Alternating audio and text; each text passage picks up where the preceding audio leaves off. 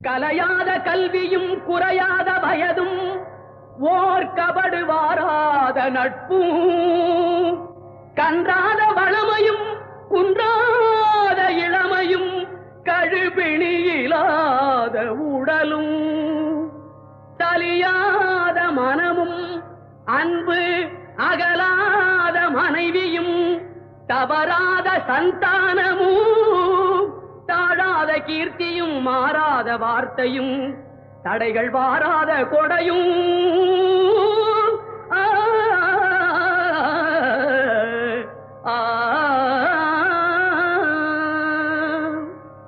தொலையாத நிதியமும்